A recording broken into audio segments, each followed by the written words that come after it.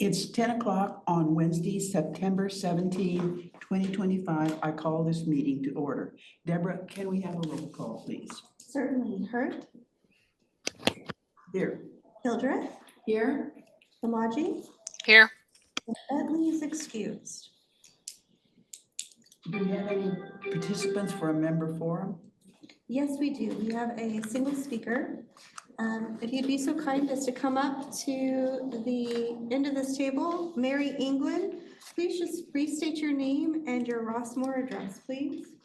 Good morning, I'm Mary England, 1200 Fairlawn Court, number 8, entry 5.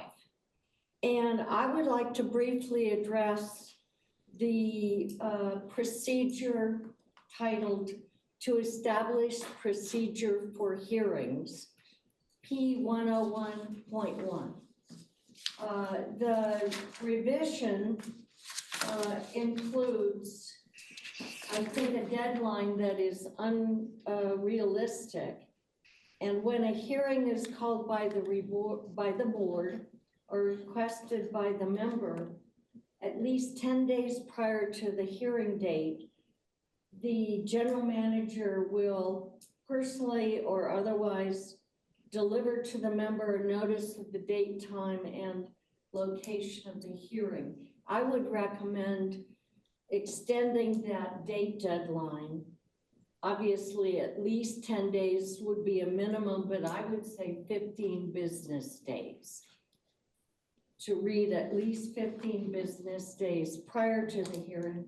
And the reason for that is that I think if a member or a person is called in for a violation, they will need to prepare by reading the policy, reading the violation, and preparing, which may in fact include engaging legal counsel. Thank you. Perfect, thank you. That concludes the member forum. Thank you. Are there any suggestions or additions to the minutes report from the meeting on June 16, 2025? If none, then the minutes are accepted as submitted.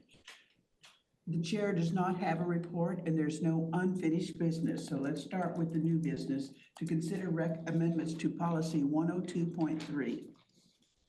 Yeah. Okay, so before getting into the policy, I'd like to first give a little background on what's prompting this evaluation of this policy. We presented to the board, the finance committee and the board, the concept of moving what used to be formerly known as the trust facility property maintenance budget, which was in the operating fund, to the capital fund.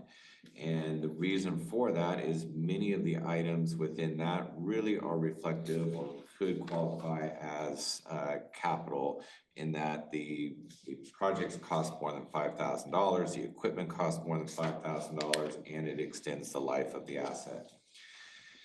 This move has saved some resources within the operating fund, and equally puts those onto the capital fund. What's on the board right now and also in the packet is the current 2025 budget, which is what we're talking about. It includes things like street maintenance. So this is more the slurry seals, striping, that kind of thing. It is not the full depth replacement that we have currently within the capital fund, but the slurry seals, which again does extend the life of the asphalt. It includes concrete maintenance, where we have repairs throughout the year to concrete. We may have a lip that forms, we may have a trip hazard or damage to the V ditches, other concrete areas throughout RWC that needs repair. Those are greater than 5,000 and they extend the life of the asset. Same with utility maintenance. These are things that come up that we don't necessarily plan in advance on doing, but they come out throughout the year that require maintenance. Things like when we have a backup here at Gateway and we have to rotor the lines and so forth. We have a category valley-wide equipment replacement. So this is everything from HVACs to pumps, motors, water heaters, actual physical equipment that may break during the year that's not necessarily scheduled for replacement, but comes up during the year. And typically those items have a value greater than $5,000 and has either extends the life by repairing or replacing. Painting and staining, we have a significant amount of wood with the table tennis building, with the event center, with Creekside. So when we do staining, we do like the whole building. So the cost actually is about $35,000, $40,000 for a job. This is not the interior painting of a room or a hall, but a major contract for a facility.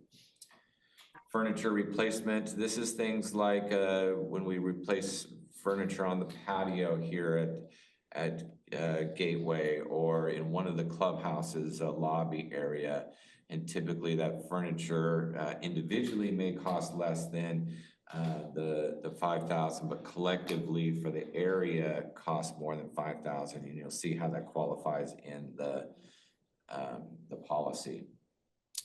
Grout maintenance, same kind of thing, where we have throughout the valley a significant amount of grout. We hire a contractor to come in and do that. The value of that is over $5,000. Open space, tree maintenance. These are annual trimmings to maintain the health of the trees, but also we have significant tree removal that comes up that may not be on schedule, but due to weather conditions or other unforeseen circumstances, we need to address. Defensible fire space abatement, we do this work on an annual basis, and it definitely protects the life of our assets. And then same with trails maintenance, maintains the health of the trail system. So that is kind of what we're moving over and what we believe falls into, it qualifies as our capital expenses. So if we go over then to the policy, if we could pull that up. We currently have policy 102.3, which is the allocation of revenue and expenses between the operating fund and the capital fund. Many of the cleanup items you see in here just simply have to do with replacing trust with RWC capital fund or replacing with our new terminology that we've adopted. So the first one there in the red, the category shown below, we struck out on the following 2 pages, just describe the types of revenue and expenses that are classified as RWC capital or RWC operating. Capital fund, moving down, capital fund expenditures are defined as a purchase of tangible property or the contracting for services to repair, maintain, replace RWC assets costing over $5,000 per item where the property will not be consumed or converted to cash in 1 year. Capital assets may be purchased with RWC capital funds or funds from RWC operating. So this gives us the flexibility. If it is something that is budgeted for in the operating, it doesn't necessarily mean we have to pay for it out of capital. The other key note within kind of that opening paragraph is we still have a trust facility or a RWC facility maintenance budget that you just discussed during the workshops. This budget is where our RWC maintenance folks are budgeted. They do all of the routine maintenance. They do the upkeep. They have a budget for supplies and materials, for pools, for light bulbs, for painting of halls, for all of that stuff that doesn't qualify here is still done by that department, and that department is fully funded as is been in the past. So then we just go on to define RWC capital fund, what revenue goes into that fund. Really no changes except for the elimination of resale community facilities fee policy 102.1.2 because that policy is no longer relevant as we are not adding new mutuals. RWC Capital Fund expenditures that are attributed really doesn't change. There's just some cleanup, maintenance costing over 5,000 that extends the life of acquisition or replacement of capital assets is highlighted. And then the operating fund, again, some cleanup language, RWC from trust. We have down at the bottom miscellaneous items, including but not limited to lessee amenity fees. So that's just a change of that from the FUF to the lessee amenity fee, defining that that fee goes into operating revenue. That was discussed at the last board meeting. Operating expenditures, I eliminated maintenance of trust assets in accordance with the terms of the trust. That really is redundant with the line above, which says repairs to RWC assets costing less than $5,000. So we're capturing that in the above. And that pretty much is the extent of the highlights within this policy. Happy to answer questions. I do. With regard to the previous document we looked at where the limit or the limit is 5,000, since some of those are aggregated amounts based on prior expenditures, basically if we don't spend as much as $5,000, how will that be accounted for? So let's say we're just buying a new table and it cost $3,500. That would come out of the operating still. Okay. If we're buying a whole office suite of furniture and collectively it cost, because we're doing a new project or we're replacing all of the furniture and it costs more than 5,000 total, we would aggregate and capitalize that. Let me just bring this to our attention because I'm totally in favor of this. However, I'm wondering if the fact that it's a $5,000 limit will not increase the ability to spend $5,000 than just buy one table. Is there going to be some incentive to use the capital funds by making sure that we're spending $5,000 or more? What will be the checks to keep that from happening? I don't think it'll change our practice because our current practice is that if we aggregate, say that the chairs is kind of our famous example, individually chairs cost, anywhere from $250 to $500. Collectively, when we replace all the chairs, it might be $40,000 to $60,000 for a clubhouse. So we have in here already that when we pool the asset, it's the total. So that's really not a change from current practice. Will that 5,000 extend over all the annual expenditures to that account versus a one-time? I think it's just a one-time purchase. So we don't do Aggregate them. No, absolutely. Any other questions? Yeah, just a quick question about section 1.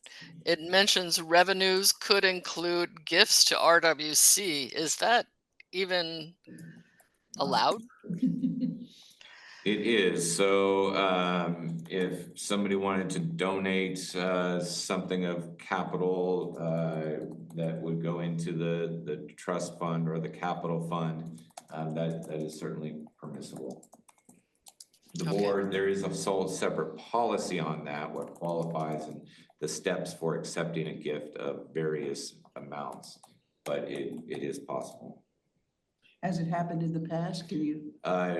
Actual monetary gifts, very, very rarely, because we're not a 501c anything, so it's not a charitable write-off. So it's very rare. Okay, thank you. Any other questions? Jeff, do we need to go through all of these prior to asking for a vote on one, or what is the correct procedure here? So I would make a recommendation to the board on this particular policy before we move on to the next. Do I have a motion? So I move that we recommend to the board that they approve the revisions to policy 102.3. Okay, I'll second that. Is there a second? Yeah, Leanne seconded. Roll call. Absolutely. Hurd, Yes, Children, Yes. Samaji. Yes. It's unanimous. thank you. And now we'll move on to the consideration of amendments to a policy 100, policy enforcement notification. So for this item, we actually have 3 policies that are pretty well tied together. It's policy 100, policy 104.5, and policy 101.1. So 100 is really what the overall guiding procedure that we will follow in the event of violations of any rules, procedures, or policies by a member. So how that would be handled. 104.5 is specific to harassment and what qualifies for that and what steps would be taken in relation to policy 100. And then policy 101.1 is specific to the hearing process and how that would be handled. So all 3 of these are somewhat intertwined. And then in addition, we have, well, I'll go into the next one actually, see after this. But let's start with policy 100. Okay. We can pull that one up. What's up? So any reported violation, so what prompted this is right now, our policies don't all kind of tie together in relation to violations of procedures, rules, or policies. And we also have separate within each rule for a facility, such as the fitness center, the pools, golf, etc. They all have a list of rules, and at the end of each of them, it says what is the consequences basically for violation of the rules. All of those aren't necessarily consistent with policy 100, which outlines what our steps would be. So we're trying to really tighten everything up so we have a standard response to violations of policy, procedure, or rules.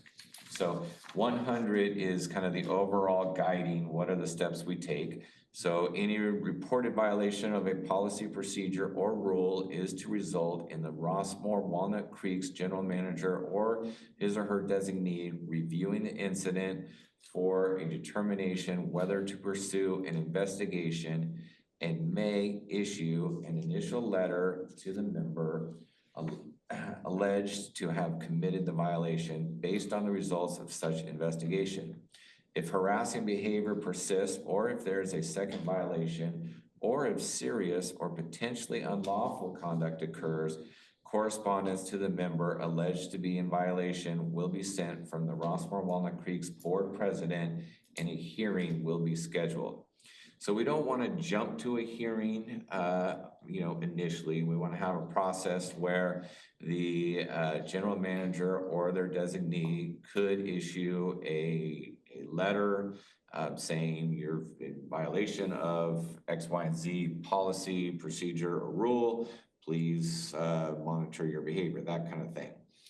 And then if there's a second or ongoing documented issue, we would schedule a hearing and the letter would be more formal coming from the GRF or the RWC board president and the hearing actually scheduled. But if it is a violation under, say, the harassment policy or of a more serious nature, you may skip the initial warning letter and it goes straight to the letter from the board president in a hearing. So the steps would be provide the circumstances of the alleged violation, including date and location, include pictures or other evidence if applicable, invite the member to a hearing to provide evidence and testimony on their behalf. The board of directors will proceed to a ruling if the accused declines to appear. After the hearing, the board determines the appropriate response, including but not limited to dismissal, mediation, recommended counseling, warning, letter of reprimand, a fine of up to $100, or suspension of amenities, events, or use of RWC facilities for a specified length of time. So the board has several options to decide on if they agree that a violation took place. So this outlines pretty much the steps taken if there is a violation. Any questions on this?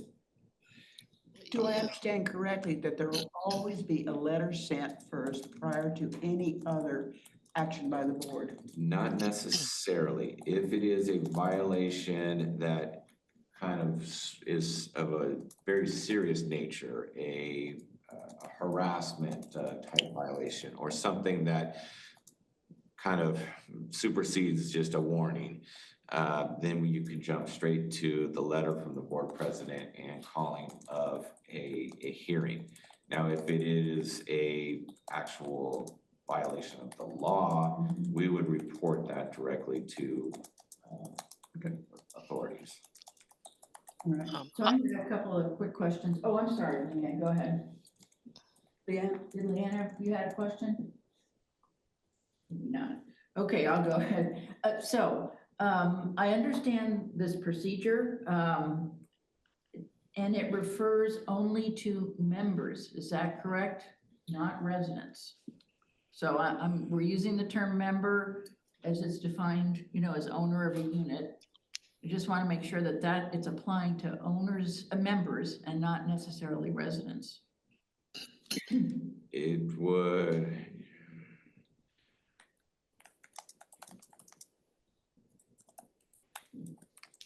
I'm reading here real quick.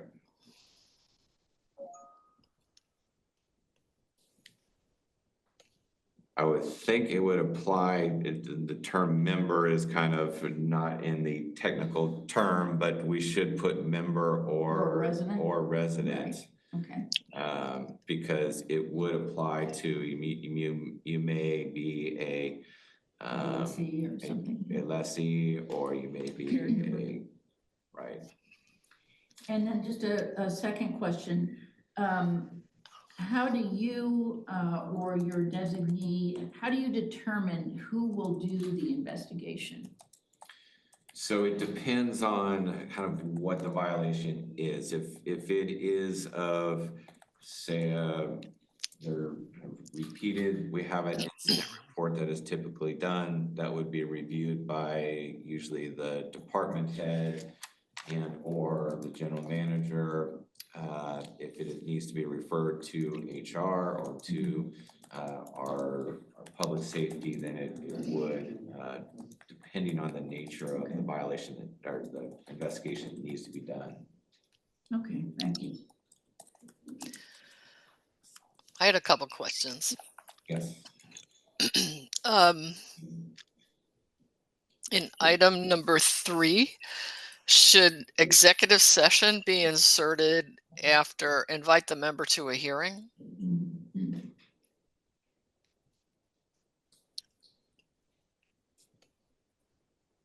Invite the member to a hearing to be held in executive session to provide evidence. We can add that for clarity. Yeah, because I mean, these sessions would never be public, correct? Right. Okay. And then the paragraph that starts after the hearing, determine the appropriate response, including but not limited to dismissal of what? I mean, if this is residents or members. So where exactly are you? Oh, right here. The paragraph that starts after the hearing. Dismissal of the complaint. The second line. So dismissal, would be dismissal of the complaint. Oh, That isn't valid. okay, let's clarify that. I agree. Yeah, we'll put of complaint. And I have a question about, okay, we talked about resident or member.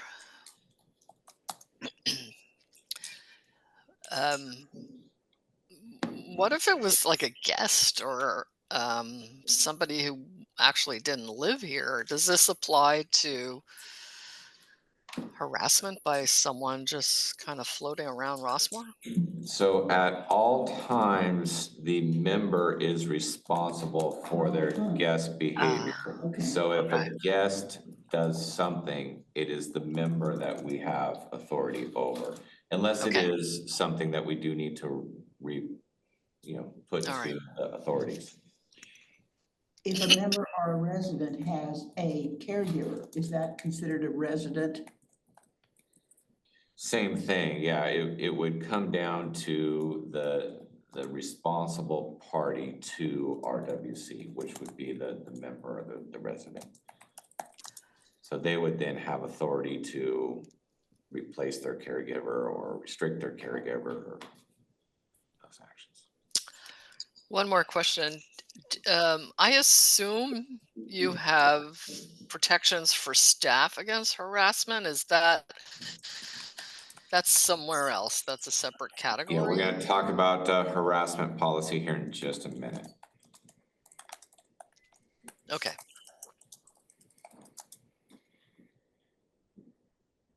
Any other questions on Any other questions 106 or comments? Okay, so let's put policy 104.5. So this is, Leanne, this is the harassment policy to preclude harassment among residents and guests, staff and vendors. Okay. So it covers pretty much all categories of people that would be within Rossmore. And it talks about federal law, California law, which is a little more restrictive than federal law. It gives just more definition, all in that red part here at the beginning. Rossmore residents and their guests may not harass other residents or guests, staff, or vendors. Behavior directed towards residents, guests, staff, or vendors such as the following are prohibited and shall constitute harassment. So we have just a whole laundry list of definitions that are compliant with the above state and federal law.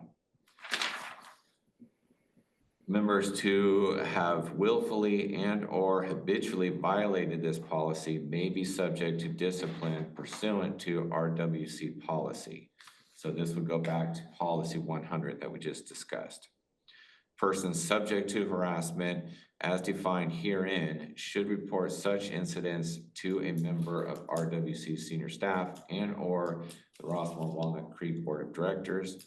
All such incidents will be initially reviewed by the general manager or Rossmore Walnut Creek or his or her designee for a determination whether to pursue an investigation and may send an initial correspondence to the member alleged to be in violation. Based on the results of such investigation, if harassing behavior persists or if there is a second violation, again, we will go back to practice 100. If potentially unlawful conduct occurs, correspondence to the members alleged to be in violation will be sent from Rossmore Walnut Creek Board President. Again, that is more just in line with policy 100. Let me ask a question, Jeff. Again, do we need to go beyond member and include residents as a statement of the policy? So this one does include residents, guests, staff, and vendors. So all of pretty much anybody within Rossmore has the right to not be subject to harassment of any kind as defined in federal and state law. So this policy does address all of those. Now, a situation between staff or propagated by a staff member or a vendor would be treated differently. Okay. We're not going to bring a staff member to the board. We're going to subject them to our employment handbook. But somebody, a vendor, we would again handle different. But a resident or a member found in violation, we would subject to policy 100. Let me pursue my question a bit. Even though I understand at the beginning of this, it clearly includes all the people. As we move down to the statement, it uses the word only members. Is there some way to legally tie that to the beginning? Yeah, can we take a note of that, Deborah? Yes. Oh, yeah. Follow up with Yeah. member/resident. I had a question. Excuse me, and not referring to any current staff in any way. But I could see an individual having a concern reporting harassment to the GRF management or the board. So is there any way that we could create or even add here to this policy that if there were any kinds of concerns should be reported directly to HR or something like that? I'm concerned that someone might be in a situation where they're not comfortable making this complaint to senior staff or the board. Susan, are you suggesting that an employee would fall into that category of being uncomfortable reporting something that a member or a resident is doing? I think there could be a number of situations where the person who had been harassed was concerned about where they reported that harassment. So in my mind, I'm thinking that HR would be a very neutral option, although I know they're part of your senior management team. So I'm just raising that as a concern. I'm not sure exactly how we would address it. Other organizations have like an ombudsperson that people go to if they have concerns about current staff, current management or board. And this is not in any reflection about anybody currently here. I'm just thinking about what might happen, something that could happen in the future. So we want to make it as broad as possible, with the most important thing being that if somebody is experiencing this, that they make it known. So we have incident reported to senior staff, Walnut Creek's general manager, or RWC general manager, the board. Do you want to expand that further? Because I mean, we could say senior staff, including human resources, or call out human resources separately. I think if you called out human resources separately, it would signal that if for some reason these other alternatives you were not comfortable them, HR is and I'm just making that assumption that HR would be the department that you would go to. And I'm sorry, I didn't draft any language for this. I just wanted us to talk about it a little bit. So I inserted after senior staff, comma, human resources, comma, and then carried on with that. Yeah. Is that sufficient for everyone? I think so, because human resources could include any of the staff that somebody may feel comfortable Right. and confident going to. Okay, It creates an option. yeah. Yeah, we want it to be as broad as possible, I think, thank you. to capture. I think that's a good addition. I noticed that social media is not addressed in your bullet points, and wondered if it should be.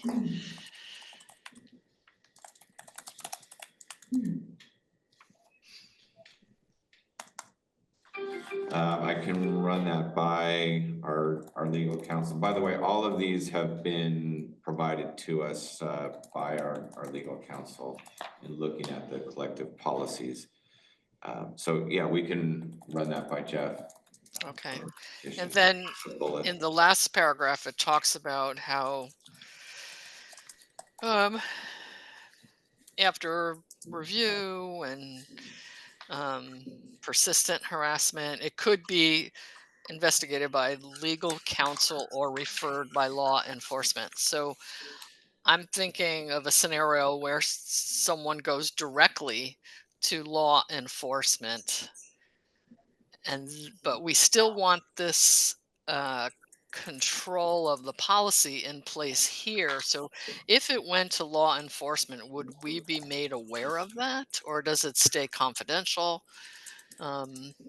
Or maybe it doesn't matter because it's in their hands. So we wouldn't necessarily, like if it was between, say, two residents, and one reported it to Walnut Creek PD, we wouldn't necessarily be involved in that or even know about that.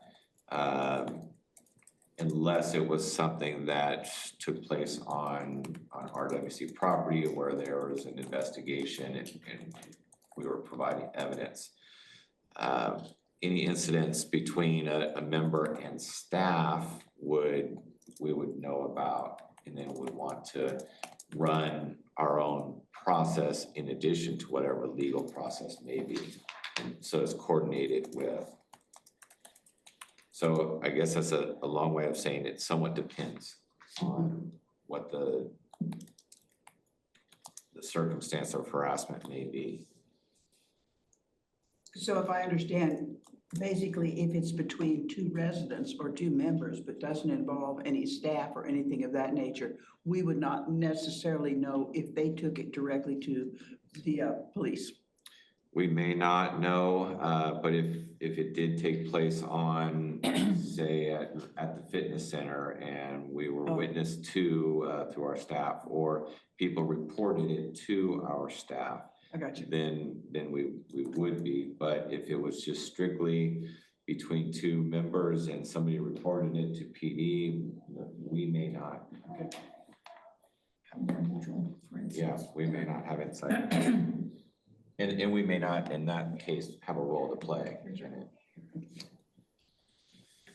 Any other? Yeah, just one quick question back to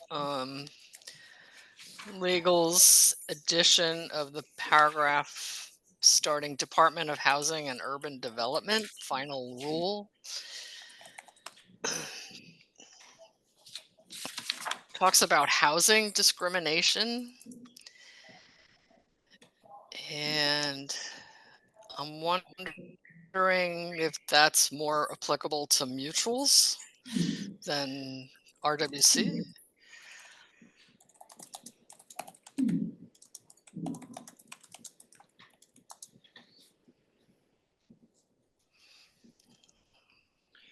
I hear what you're saying, because that's as if the board or RWC had the ability to do something with housing, which we do not have.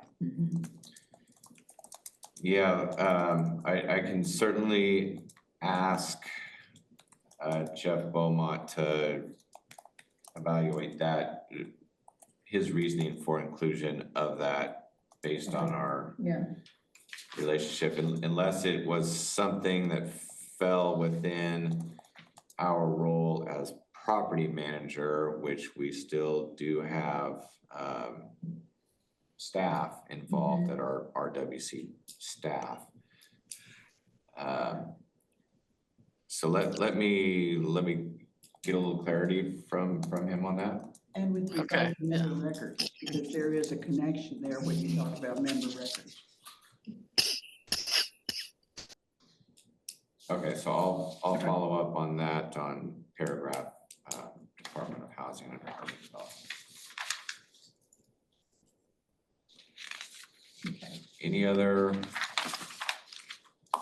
comments on that? Nope. Do you need a motion or anything? So not quite yet. So the next one related to that is policy 101.1. This is to establish procedures for a hearing.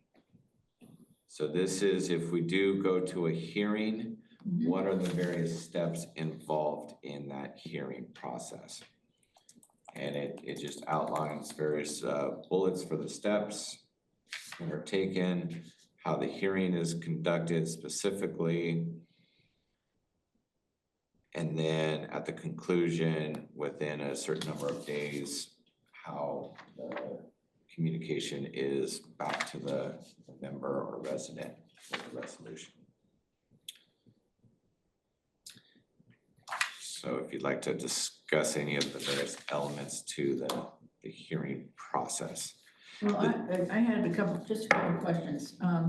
In terms of the comment that we had from our member here, I can tell from the policy that the 10 days prior to the hearing date was established, you know, before we made these edits. Was there any problems with the 10 days prior, or did you want to, is 10 days, when you say 10 days, is that specifically interpreted to 10 business days? So it's related to kind of the statute for that is under Davis Sterling.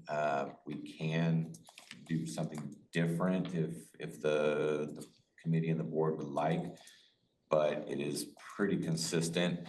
I think having more than 10 days could result in prolonging the situation longer than it needs to be. And is that interpreted as business days? Could we basically specify business days? If you would like to put business days in front of, so on bullet 2, at least 10 business days. Right.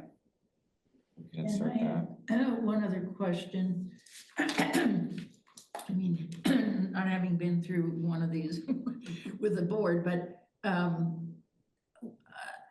I guess my question / concern is, why would the board not vote on the matter at the hearing? Would it be that there was additional evidence you wanted to see? I would be concerned to a certain extent by not voting at the hearing, you would have time to have some back and forth. I don't know. My question is, why would you not vote on the matter at the actual hearing as opposed to, you know, not later than 3 business days? So I think this is to give the board flexibility. So if there is, say, additional information that the board requests, Okay. or additional investigative information that the board requests of staff, or they want time to review, say, something that was provided to them by the member, and they need time to review that, they have 3 days to do so. But if they are ready to vote, there's nothing new coming in, and they feel confident that they have the information to make a decision, they could do it at that time. There's nothing that says you have to wait 3 days. It's just if you need that time, you have that time.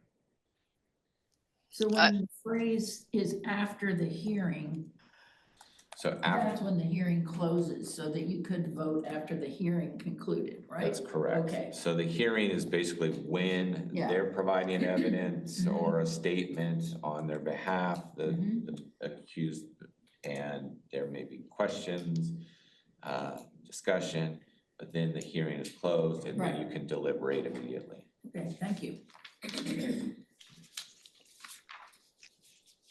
Any more questions or comments? Can I ask a quick question? Just clarity? I think the realistic forum is closed. Okay, got it. I have a question. So you initially wanted to add that business days, so at least 10 business days. There is another time period reflected in the last paragraph. Did you? So we also have at least 5 days prior to the 15. hearing. I was looking at within 15 days after a decision is reached by the board and imposed disciplinary action. Did you want any clarification on that, or just leave it 15 days, including the weekends? Yeah, let me get clarity if that is based on the statute for that. So what I would recommend at this point is within these, there's enough that it would be beneficial to run by Jeff Beaumont to get a few clarifications. And since they're all tied, bring them back to your committee one more time. Make sure you're comfortable with the language before having a recommendation to move on to the board. And Jeff, can you ask Jeff to make sure that we are, if we want these changes, is there any problem with Davis Sterling? Yes.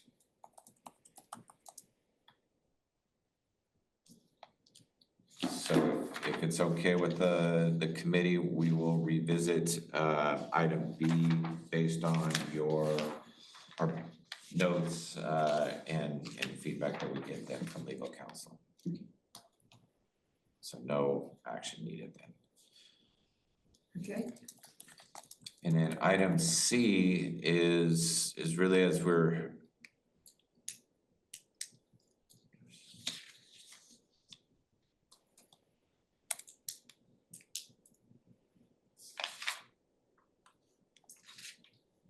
Yeah, that relates to the policy we haven't revised yet.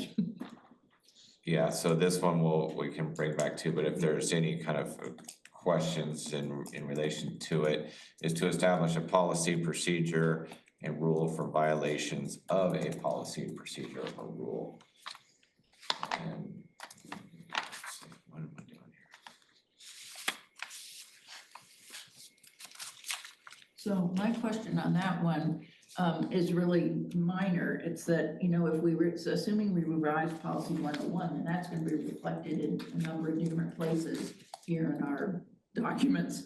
And as you do that, will the policy committee need to review all those changes, or is that done kind of through a housekeeping process? It would be done through a housekeeping process. Okay.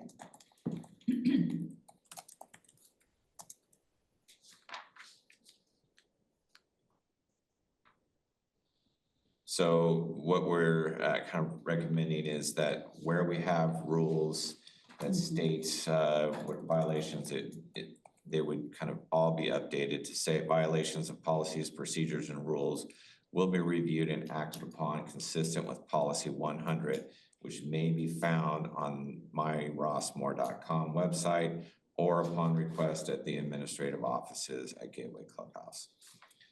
okay. So that way they're all consistent. They all lead you to policy Yeah. 100.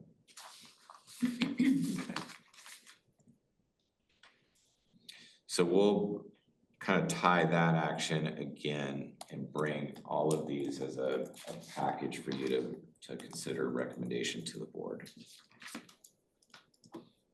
So the only one today that we're ready to move forward with is item A. And we voted on And we that. did that we did already, yeah. So we'll move that one forward. The other ones we'll bring back to you as a package. Very good.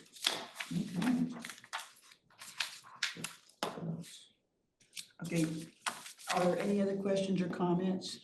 Then I'm happy to announce the next meeting is October 13 at 1:30 in the boardroom. And with that, we can adjourn the meeting. Thank you.